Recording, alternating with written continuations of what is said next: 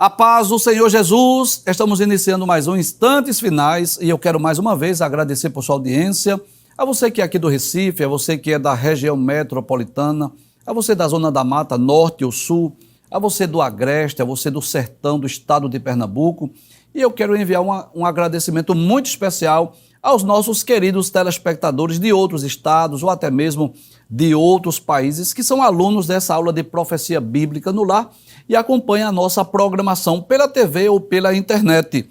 Que Deus te abençoe. Que as bênçãos de Deus continuem sendo derramadas sobre a sua vida, sobre a sua família. Seja muito bem-vindo aos Instantes Finais. Eu quero agradecer também a você que tem enviado a sua mensagem para nós através das redes sociais, né? Eu tenho recebido mensagem pelo Facebook, pelo Instagram, pelo WhatsApp do programa, que é o 994661010. Agradeço por suas orações. Tenho encontrado muitos irmãos nas congregações, lá na Estiadeb, lá no Templo Central, e que nos dizem, né, que está orando por nós, pela programação da Rede Brasil. Quero agradecer não só por sua mensagem, mas também por suas orações. E eu gostaria de dizer que eu não estou falando em minha pessoa agora, mas estamos falando em nome de toda a equipe da Rede Brasil, principalmente a equipe que coopera conosco aqui no programa Instantes Finais. Você sabe disso. Nós não teríamos condições de sozinhos apresentarmos esse programa a toda uma equipe que trabalha, né, nas artes, nas câmeras, né, na produção, enfim, é uma equipe imensa de pessoas que estão trabalhando para que essa programação possa chegar no seu lar. E nós nos sentimos felizes. Esses parabéns, esses elogios, não é só para mim, mas é para toda a equipe. E como nós dizemos sempre aqui no programa, que a honra, a glória é para o Senhor Jesus, porque dele, por ele, para ele são todas as coisas. Glória, pois, a ele eternamente. Mas a alegria também é nossa. Se você é um telespectador assíduo do nosso programa, se você acompanha a nossa programação diariamente, você sabe, nós estamos estudando sobre a infalibilidade das profecias bíblicas. O nosso objetivo nessa temporada é exatamente mostrar que as profecias bíblicas, elas não falham. Traz a tela, por favor. Você sabe que as profecias bíblicas podem ser divididas em 3 grupos de profecias. 3 grupos principais de profecias bíblicas. Existem aquelas que já se cumpriram, principalmente aquelas que dizem respeito ao Messias, à nação de Israel. Existem outras profecias que estão se cumprindo em nossos dias, como as profecias sobre os tempos do fim. Estão se cumprindo em nossos dias. E existem ainda outras profecias que terão seu cumprimento num futuro próximo. Então, nós estamos nessa temporada estudando principalmente as profecias que já se cumpriram. É por essa razão que a gente está enfocando tanto a nação de Israel, o povo judeu, porque estamos estudando essas profecias que já se cumpriram. E eu já disse aqui, mas nunca é demais nós dizermos isso, que o cumprimento das profecias bíblicas é uma das maiores evidências de que a Bíblia não é um livro humano apenas. Apesar da Bíblia ter sido escrita por cerca de 40 escritores, mas houve uma ação divina, um agir do Espírito Santo, né? O que nós chamamos de inspiração. O Espírito Santo esteve capacitando os servos de Deus, agindo, atuando na vida desses escritores para que a Bíblia chegasse em nossas mãos isenta de falhas ou de erros. Então, quanto mais nós estudamos o conteúdo profético das Escrituras, mais nós chegamos a essa conclusão, né, de que as profecias bíblicas, elas não falham, elas são infalíveis. No tempo oportuno, Deus cumpre a sua promessa. Nessa temporada nós começamos lá no livro de Gênesis e fomos percorrendo praticamente todos os livros do Antigo Testamento, né? Sempre extraindo aquelas profecias que já se cumpriram. É claro que alguns livros nós nos detemos mais, outros livros nós nos detemos menos, mas estamos estudando recentemente as profecias nos livros denominados de profetas menores, que são 12 livros. Nós já estudamos 10, Oséias, Joel, Amós, Obadias, Jonas, Miqueias, Naum, Abacuque, Sofonias, Ageu, faltamos somente dois, que é Zacarias e Malaquias. Então, nós já demos início no programa anterior, nós demos início ao estudo das profecias do livro de Zacarias. Nós já trouxemos algumas informações importantes sobre o profeta e sobre o seu livro. Abre a tela, por gentileza. É claro que isso é uma imagem meramente ilustrativa, mas é só para termos uma ideia do profeta Zacarias aí recebendo a revelação de Deus e escrevendo em o livro. Então, nós já falamos, por exemplo, que Zacarias significa o Senhor se lembrou, o Senhor lembrou-se, né? Pode trazer a tela. Vimos também que Zacarias ele exerceu seu ministério entre os anos 520 a 480 a.C. e que ele foi contemporâneo do profeta Ageu. Tanto Ageu como Zacarias, eles foram responsáveis, né, de animar o povo judeu, o povo de Judá, o povo de Jerusalém, a persistirem na reedificação do templo nos dias de Zorobabel. E como resultado desta palavra de Deus, através de Ageu e Zacarias, o templo foi terminado, foi concluído, foi dedicado por volta de 516 a.C. Eu já falei aqui no programa anterior, mas nunca é demais a gente relembrar isso, que os profetas, eles eram bem-sucedidos diante de Deus, quando eles transmitiam a mensagem de Deus ao povo. Independente do povo crer ou deixar de crer, isso não era responsabilidade do profeta.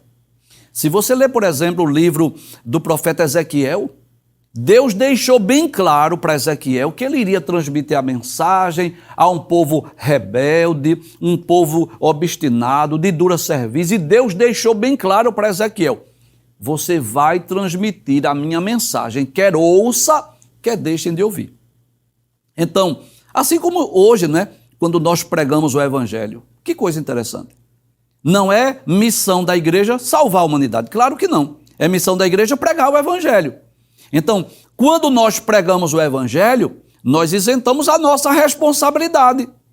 Se os homens creram, glória a Deus, amém por isso. Se não creram, a nossa responsabilidade, nós estamos isentos dessa responsabilidade, porque a nossa missão é pregar. Então, quando era que o profeta era bem sucedido na sua profecia, no seu ofício? Quando ele entregava a mensagem de Deus, quando ele tinha coragem, não é? Quando ele não vacilava, quando ele não recuava, mas ele ia e entregava a mensagem de Deus. Inclusive, coragem é o que não faltava nos profetas. Se você ler os 17 livros do Antigo Testamento, denominados de livros proféticos, né? São 5 profetas maiores, né? Isaías, Jeremias, Lamentações, Ezequiel e Daniel, e os 12 menores, Oséias, Joel, Amós, Obadias, Jonas, Miqueias, Naum, Abacuque, Sofonias, Ageu, Zacarias e Malaquias. Você vai perceber isso, que eram homens corajosos. Até o profeta fugitivo, Jonas, que era um profeta fugitivo, não foi com medo de morrer, que ele não quis pregar em Nínive. Você pode ver isso lá nos programas, lá no playlist que nós gravamos sobre a profecia de Jonas. Então, muitas vezes, estes profetas foram desacreditados. Muitas vezes não foram ouvidos. Muitas vezes foram rejeitados pelo povo. O maior exemplo disso é o profeta Jeremias. O povo só creu na profecia de Jeremias quando Nabucodonosor invadiu Jerusalém e levou o povo judeu para a Babilônia. E Jeremias escreve o livro das Lamentações. Aí o povo reconheceu que Jeremias era profeta. Infelizmente, às vezes acontece isso, né? As pessoas acreditam, mas já é tarde demais. Mas que coisa interessante. Os profetas Ageu e Zacarias, que foram contemporâneos, eles foram bem-sucedidos na sua tarefa, na sua missão. Nós já dissemos isso no programa anterior, estou apenas relembrando, por 2 razões. Primeiro, pela coragem de transmitir a mensagem de Deus ao povo de Judá e de Jerusalém, que haviam voltado do cativeiro. Eles são chamados de profetas pós-exílicos. Quem são? Ageu, Zacarias e Malaquias, que são os últimos livros do Antigo Testamento.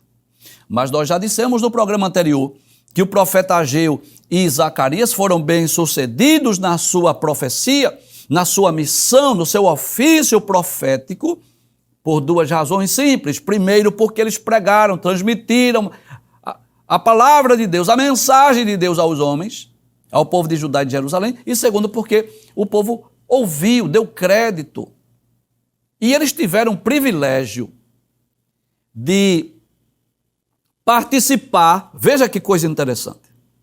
Ageu e Zacarias tiveram o privilégio de participar desse retorno do povo judeu, voltando de Babilônia, voltando para Jerusalém. Eles tiveram a oportunidade de conhecer homens como Zorobabel, como Esdras, né? Eles tiveram a oportunidade de ver este segundo templo sendo erguido, sendo construído.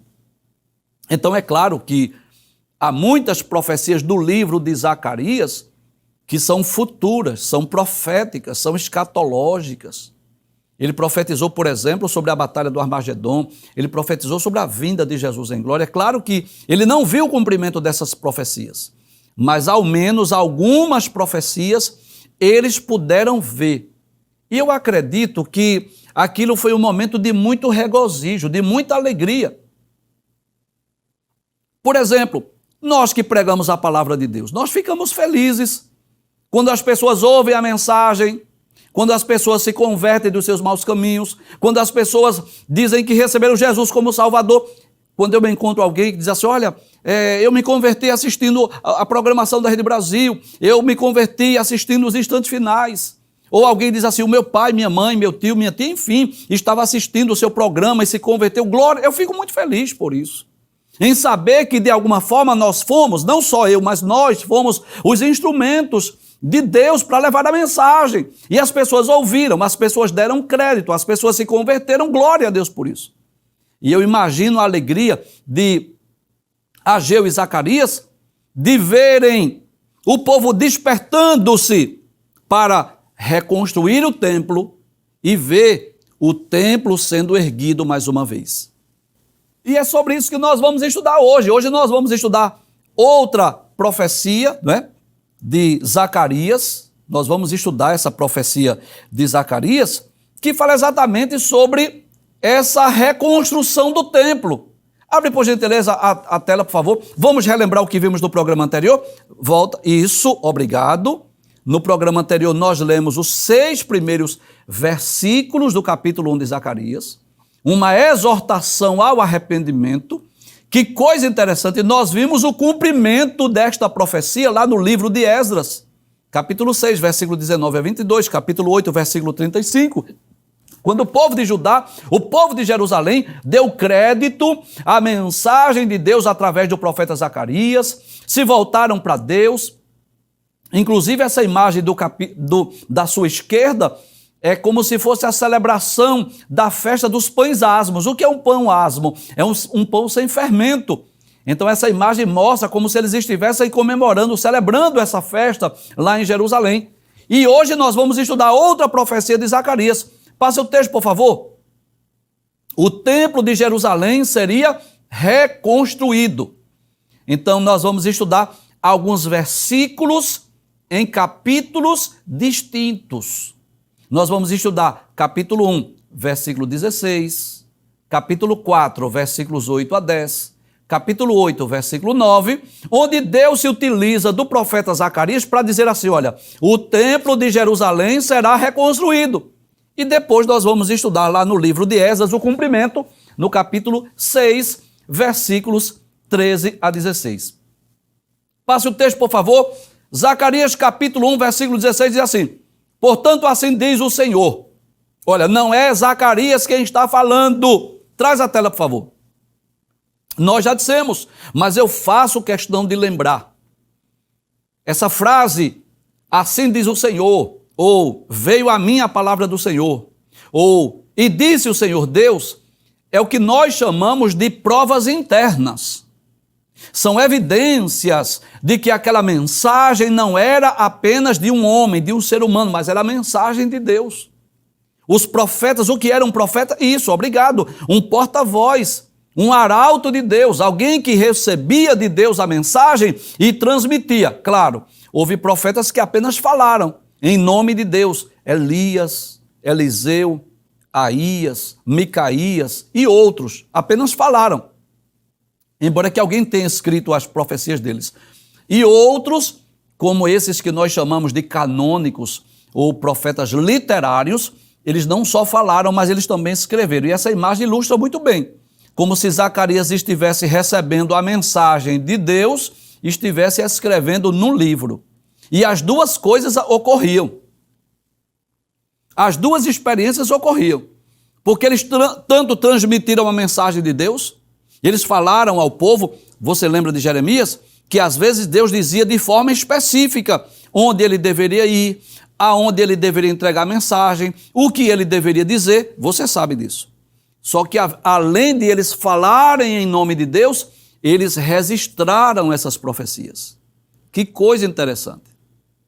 Observe que Deus não queria usar Zacarias só para falar à sua geração. Não.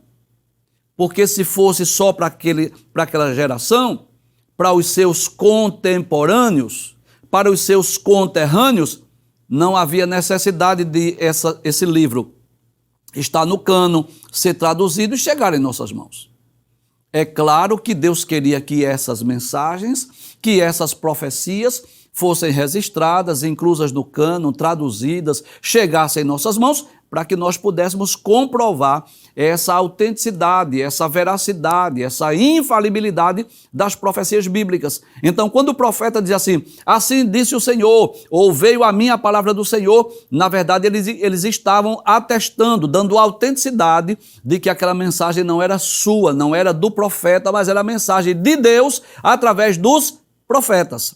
Volta ao texto mais uma vez. Portanto, o Senhor diz assim, voltei-me para Jerusalém com misericórdia. Que coisa interessante! Traz a tela, por favor. Eu quero trazer à vossa lembrança o que nós estudamos no programa anterior. Observe, se você está com a sua Bíblia, que eu espero que você esteja, você percebe que no capítulo 1 há um chamado, há uma exortação ao arrependimento. Lembra do que estudamos ontem? No versículo 2, Deus dizendo assim, tornai para mim, diz o Senhor dos exércitos, e eu tornarei para vós. Lembra disso? E agora nós já estamos vendo o resultado. Nós estamos vendo o quê? O cumprimento. Já que o povo voltou-se para Deus, o que foi que aconteceu? Deus voltou-se para o povo. Abre o texto, por favor. Aí Deus diz assim, voltei-me para Jerusalém com misericórdia. Que coisa interessante. Quando Deus diz assim, voltei-me para Jerusalém, Deus estava dizendo assim, eu voltei a minha atenção para essa cidade. Traz a tela, por favor. Que coisa interessante. Durante o período que o povo judeu esteve na sua pátria, na sua terra, Deus fez tudo o que era possível para purificar o seu povo. Você sabe disso. Deus levantou profetas, Deus castigou o povo, Deus mandou praga de gafanhoto, Deus mandou fome, miséria, nada disso adiantou. Inclusive, estudando sobre a infalibilidade das profecias bíblicas, eu diria que o tema que nós mais estudamos aqui nessa temporada foi cativeiro assírio e babilônico. Você sabe disso. Então, era desejo de Deus que o povo fosse para a Babilônia? Não.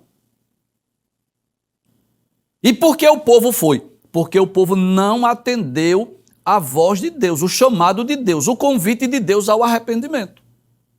Mas, quando o povo está lá em Babilônia, aí o povo chora, se humilha, ora, busca a Deus, se arrepende, se converte, aí Deus cumpre a promessa. Traz o povo para Jerusalém. Eles voltaram muito animados, começaram a construir o templo, mas vieram as oposições. O rei mandou proibir que o templo fosse erguido. Eles voltaram a sua atenção para construir as suas casas. Lembra disso, da profecia de Ageu? Começaram a construir suas casas, aí Deus utiliza de Ageu para dizer que eles estavam pobres, passando fomes e privações e necessidade. Lembra dessa profecia? Que eles trabalhavam, comiam, mas não se fartavam, se vestiam, mas ainda estavam com frio, bebiam água, mas não se saciavam. Por quê? Por causa de que eles estavam voltando a sua atenção para os seus bens pessoais, suas casas estucadas. Mas quando Deus se utiliza de Zacarias, dizendo assim, tornai para mim, volte para mim, que eles voltaram, aí Deus volta agora a sua atenção para Jerusalém. Durante 70 anos, Jerusalém ficou lá como que uma terra esquecida, como uma terra desabitada, poucas pessoas morando lá, só aqueles mais pobres que não foram para a Babilônia. Mas agora Deus se utiliza do profeta Zacarias para dizer que voltou-se para Jerusalém. Volta ao texto mais uma vez, por favor. Aí Deus diz assim, voltei-me para Jerusalém com misericórdia. Como que diz assim, a minha atenção, os meus olhos estão voltados para Jerusalém e é com misericórdia. E aí ele diz, a minha casa nela será edificada, diz o Senhor dos exércitos, e o cordel será estendido sobre Jerusalém.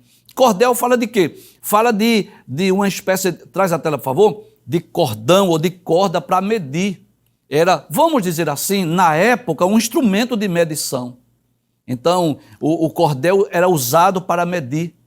Então, Deus estava falando tanto da restauração do templo, como de Jerusalém, que a restauração de Jerusalém ocorreu nos dias de Neemias, que foi mais ou menos um século depois da reconstrução do templo, mais ou menos isso.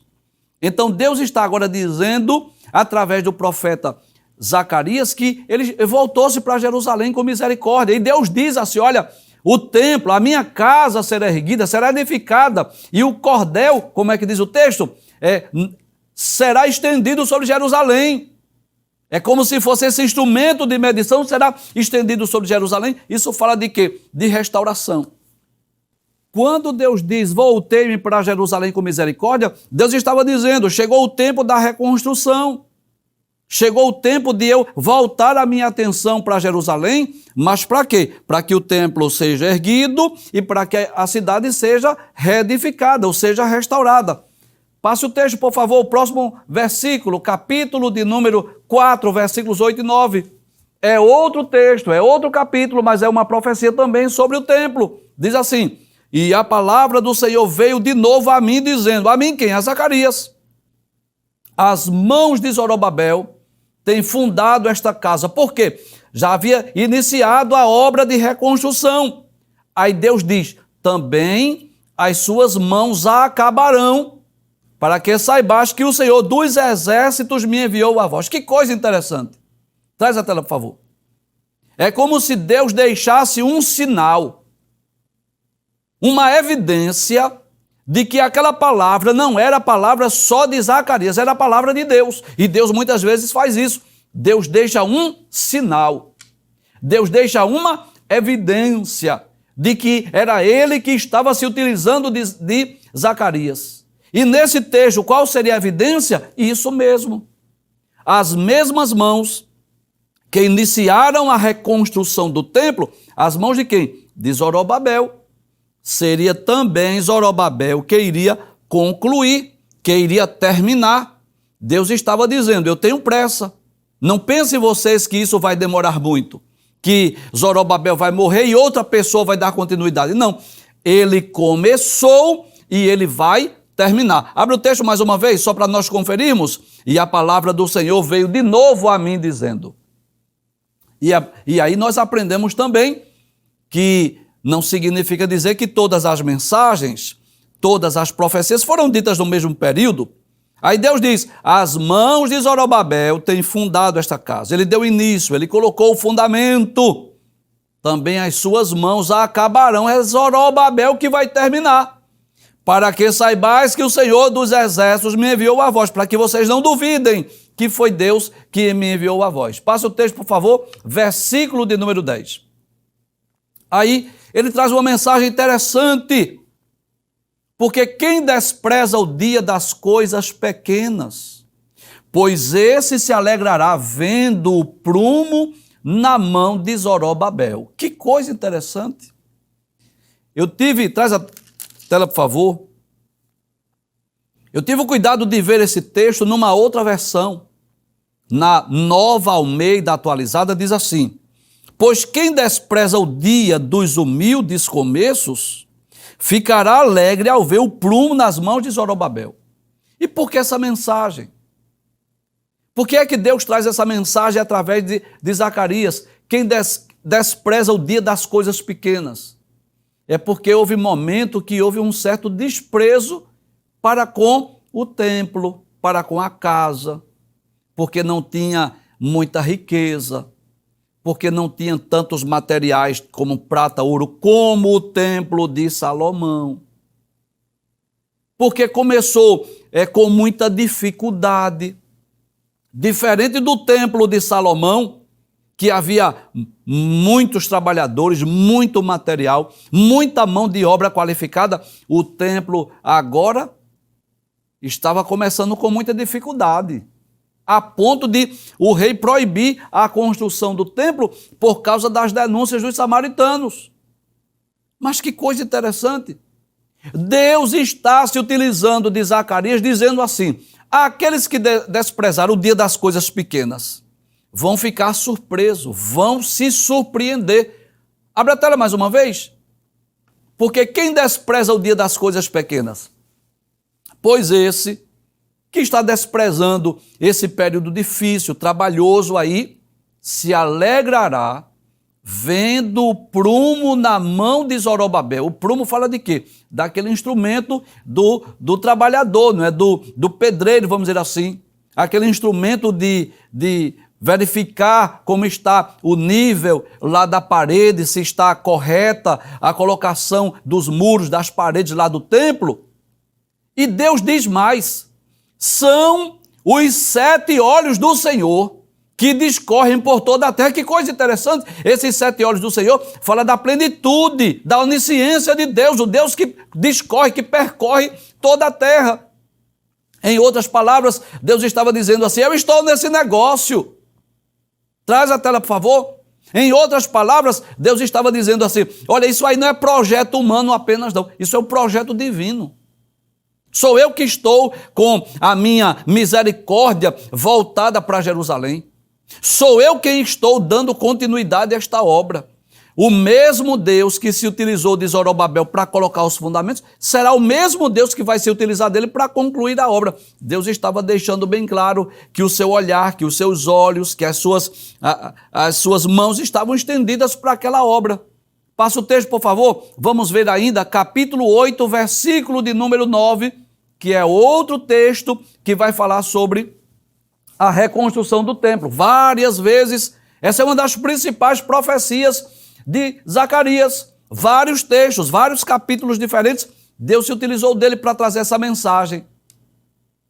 No capítulo 8, versículo 9, ele diz assim: assim diz o Senhor dos exércitos: esforcem-se as mãos de todos vós, que nestes dias ouvistes essas palavras da boca dos profetas, que estiveram no dia em que foi posto o fundamento da casa do Senhor dos exércitos, para que o templo fosse edificado. Que coisa extraordinária. Traz a tela, por favor. Deus faz a promessa. Deus diz que, como um sinal de que ele levantou o profeta Zacarias, o mesmo Zorobabel que pôs os fundamentos do alicerce, era ele que iria terminar. Deus deixa bem claro que quem estivesse vendo o dia das coisas pequenas com desprezo iria se alegrar. Deus chega a dizer que os seus olhos estão, aqueles que percorrem a terra, estavam voltados para aquela construção, mas agora Deus dá a responsabilidade a todos os homens, a todo o povo de Judá e de Jerusalém. Abra a tela, por favor. Veja o que Deus diz. Esforcem-se as mãos de todos vós que nestes dias ouvistes essas palavras da boca dos profetas. Traz a tela, por favor. Para que o templo seja edificado, não basta Deus falar, não basta Deus levantar profeta, não basta Deus fazer promessa. Para que o templo fosse edificado, era preciso haver esforço humano, trabalho humano. Era preciso que o povo se esforçasse, fizesse a sua parte. E você sabe disso. O que é para nós fazermos, Deus não faz. Que coisa interessante. Deus trabalha em conjunto com o homem. Eu costumo dizer isso, que desde que o homem foi criado, nunca mais Deus trabalhou só. Você já percebeu isso lendo a Bíblia? Lendo as Sagradas Escrituras, que embora Deus seja autoexistente, embora Deus tenha o poder de fazer todas as coisas pelo poder da sua palavra, porque Ele criou os céus, a terra e o universo somente falando.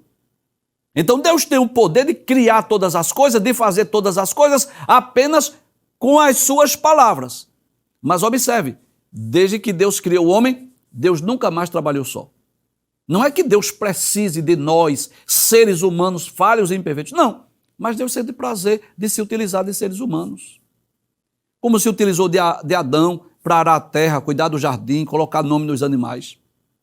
Como se utilizou de Abraão para sair da sua terra, da sua parentela, para Deus fazer dele uma grande e poderosa nação.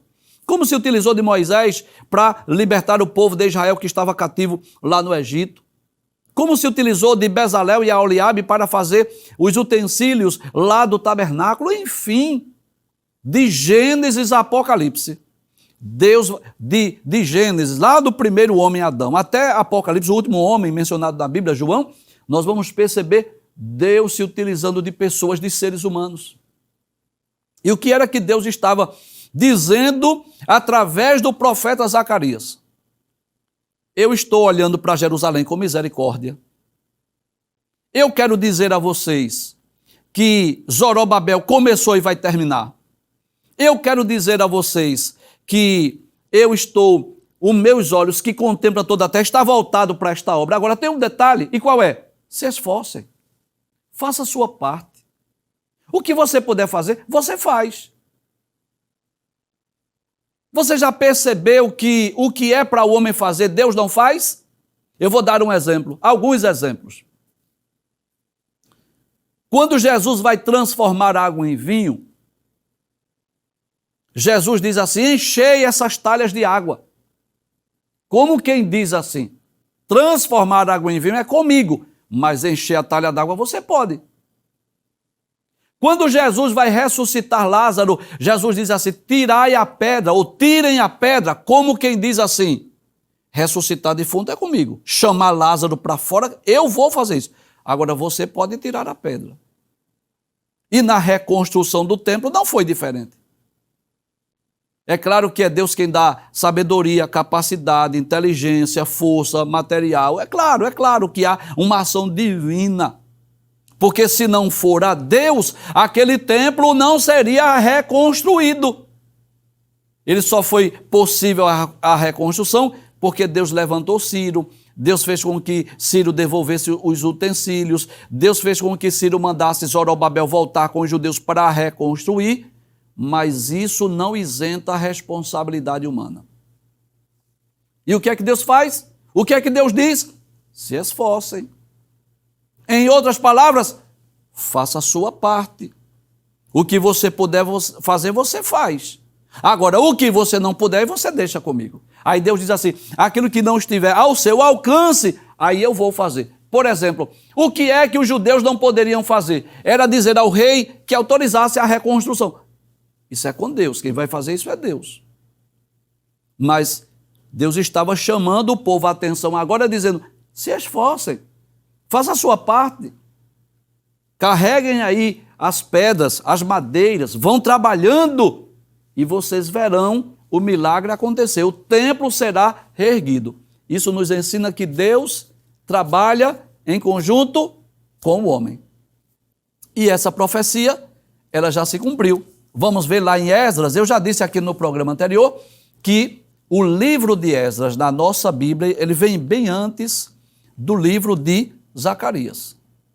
Porque os livros na nossa Bíblia estão organizados por grupo de livros. O livro de Esdras é um livro histórico, está lá atrás entre os livros históricos depois do Pentateuco. E os livros proféticos estão depois dos livros poéticos. Mas se você ler, por exemplo, na Bíblia em ordem cronológica, você vai perceber que a história de Esdras está juntinha com as profecias de Ageu e Zacarias, porque eles foram contemporâneos, né? Ageu, Zacarias, Zorobabel, Esdras foram contemporâneos. Então vamos ver lá no livro de Esdras, capítulo 6, essa conclusão do templo, ou da construção do templo em Jerusalém. Pode abrir a tela, por favor. Diz assim: então Tatenai, o governador de além do rio, Setar-Bozenai e os seus companheiros assim fizeram apressuradamente, ou seja, apressadamente, conforme o que decretara o rei Dario. Ou seja, o rei Dario autorizou que o templo fosse reerguido, reconstruído, e Deus vai mobilizando pessoas. Aquele governador que estava da além do rio, né? Que era um governador persa, Tatenai, e também os seus companheiros, para quê? Para fazer apressadamente a ordem decretada por Deus através do rei Dario, que era a reconstrução do templo. Passe o texto, por favor, versículo 14. E os anciãos dos judeus iam edificando. Olha aí, o efeito, o resultado da profecia de Zacarias, que Deus tinha dito assim: vocês se esforcem. Olha aí o resultado. E os anciãos dos judeus iam edificando e prosperando pela profecia do profeta Ageu e de Zacarias. Eram os profetas profetizando e o povo trabalhando e a casa sendo edificada. E edificaram a casa e a aperfeiçoaram conforme o mandado do Deus de Israel. Olha aí, não era projeto humano, não. Era conforme o mandado do Deus de Israel. E conforme o mandado de Ciro e de Dario e de Artaxerxes, rei da Pérsia. Que coisa interessante. Deixa esse texto aí, por favor, aberto. Por favor. Olha quantas pessoas Deus mobiliza. Deus mobiliza Ciro, Deus mobiliza Dario, Deus mobiliza Artaxerxes. Veja que Deus vai onde nós não podemos ir. Traz a tela, por favor. Deus entra em lugares que nós não podemos entrar. Deus faz o que nós não podemos fazer. Nós vamos fazer a nossa parte e Deus fará a dele. Os judeus não tinham como mobilizar o coração desses reis, não tinham condições. Mas Deus entra onde nós não podemos entrar. Deus visita quem nós não podemos visitar. Deus inquieta quem nós não podemos inquietar. E Deus faz o que nós não podemos fazer. Você sabe quem eram esses homens? Ciro, Dario, Artaxerxes? Eram os grandes imperadores da Média, da Pérsia. Eram aqueles homens mais importantes do mundo, politicamente falando. Politicamente falando. Eram os homens mais importantes do mundo. Porque Deus não mandou o povo reconstruir o templo para desobedecer às autoridades constituídas. Não, Deus vai lá no trono deles e diz assim: olha, autorize, assine decreto, mande o povo reconstruir, e assim a obra de Deus é feita. Passe o texto, por favor.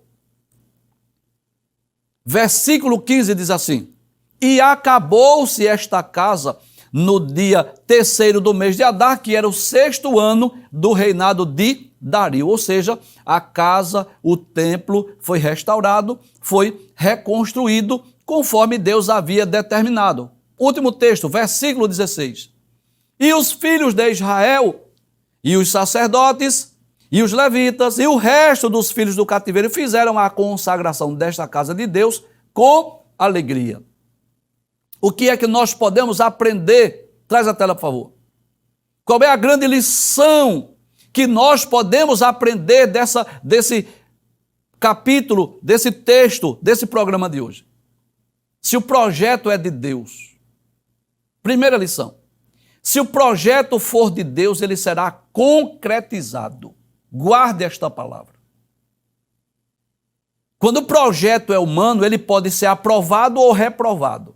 Ele pode ser concretizado ou não concretizado. Se o projeto é humano, pode ter êxito ou não, mas se o projeto é divino, ele terá êxito, será concretizado no tempo de Deus.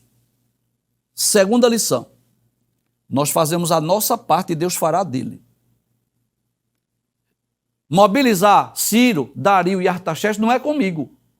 Eu não tenho autonomia para ir lá falar com Ciro, Dario e Artaxerxes. Isso aí quem vai fazer é Deus.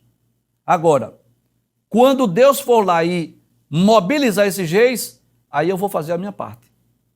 Aí eu vou colocar a mão, vamos dizer assim, no arado, na obra, trabalhando, carregando pedra. Para quê? Para que a obra seja concluída. E quando nós fazemos a nossa parte, com certeza, Deus faz a parte dele.